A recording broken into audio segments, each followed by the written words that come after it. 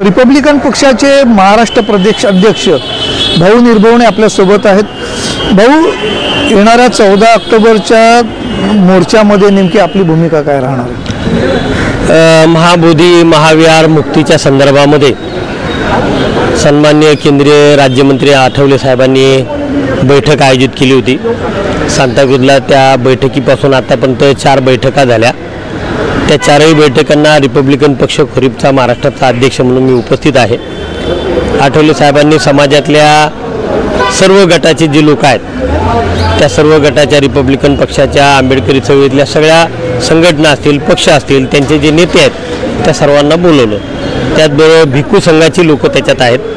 त्याचबरोबर इतर राजकीय पक्ष जे आहेत सत्ताधारी असतील विरोधी असतील त्यांच्यामध्ये असलेले जे बौद्ध समाजाचे नेते आहेत त्यांना सुद्धा ह्या बैठकांना बोलवलं। अशा सगळ्यांना मिळून ही एक महाबोधी बुद्धविहार मुक्ती आंदोलनाची ही कृती समिती तयार झालेली आहे आणि ह्या समितीच्या वतीने कृती समितीच्या वतीने 14 ऑक्टोबरला मुंबईमध्ये आपल्या जिजामाता उद्यान जे आहे राणीचा बाग तिथून आझाद मैदानापर्यंत मोर्चाने यायचं ठरलेलं आहे। लाखोच्या संख्येने लोक याच्यात येतील कारण वस्त्यांमध्ये आता बैठका सुरू झाल्या आहेत, प्रचार सुरू झालेला आहे, लोकांमध्ये एक उत्साहाचं वातावरण आहे।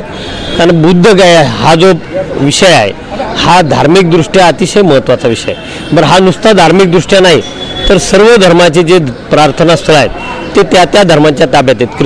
ख्रिश्चनांच्या ताब्यात आहेत, मुसलमानांचं मुसलमानांच्या आहेत, जैनांचं जैनांच्या ताब्यात आहेत, हिंदू धर्माचे स्थळं जे आहेत ती हिंदूंच्या ताब्यात आहेत। नेमकं हे बुद्धविहार जे आहेत जे जागतिक पातळीवर म्हणजे जिथे भगवान बुद्धाला ज्ञानप्राप्ती झाली आणि सम्राट अशोकाने ज्याची निर्मिती केली असं हे ऐतिहासिक 2500 वर्षापूर्वीचं बुद्धविहार जे आहे ह्या बुद्धविहाराच्या बद्दलची जी आत्मीयता प्रेम आणि त्याच्याबद्दलची जी श्रद्धा आहे बौद्ध समाजाची तर तिथे इतर कुठलीही कर्मकांड होऊ नये। इतर कुठल्याही याच्या आता त्याच फंडातून दुसऱ्या ठिकाणी मंदिरे उभी केली जात आहेत, तिथे खर्च केला जातो किंवा त्या ठिकाणी पिंडदान केलं जातं, गणपतीची मूर्ती बसवली, शंकराची मूर्ती बसवली, शंकराची म्हणजे हे जे काही कर्मकांड सगळे चालू ज्याचा भगवान बुद्धाच्या धम्माशी किंवा विचाराशी काहीही संबंध नाही तर तो जो हस्तक्षेप कुठेतरी थांबला पाहिजे। तो हस्तक्षेप काय आहे तर ते बौद्धांच्या ताब्यात नसल्यामुळे आज तिथे काय झालं आहे की BT ॲक्ट जो आहे म्हणजे त्यावेळेस म्हणजे अनागरिक धम्मपाल हे श्रीलंकेतून इथे आले होते। त्यांनी भारतातल्या बौद्ध स्थळांचा सगळा अभ्यास केला, पाहणी केली आणि स्वातंत्र्य चळवळीच्या निमित्ताने त्याने महात्मा गांधींना भेटून त्यांचं निवेदन दिलं होतं की महाबोधी बुद्धविहार हे बौद्धांच्या ताब्यात द्या।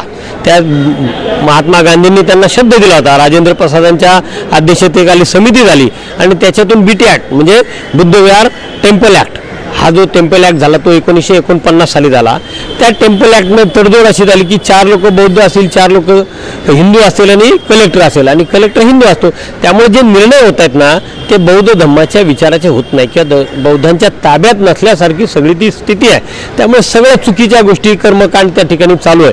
ते जर थांबवायचं असेल तर मी आठवले साहेबांना पहिल्याच बैठकीत बोललो तुम्ही केंद्रामध्ये मंत्री आहात, आपण मोर्चा काढू, ताकद दाखवू, परंतु तुम्ही सर्व पक्षाचे जे नेते आहेत त्यांचं एक शिष्टमंडळ घ्या, त्याच्यात आजी माजी आमदार खासदार असतील ह्या बौद्ध समाजाचे वेगवेगळ्या पक्षातले त्या सगळ्यांना घेऊन पंतप्रधानांना बोला। कारण जशी त्यावेळेची महात्मा गांधींची परिस्थिती महात्मा गांधींच्या शब्दाला जशी किंमत होती आज नरेंद्र मोदी जे भारताचे पंतप्रधान आहेत त्यांच्या शब्दाला सुद्धा किंमत आहे। त्यांनी जर शब्द टाकला तर मला वाटत नाही की हा प्रश्न सुटू शकत नाही। ताकद दाखवण्याच्यासाठी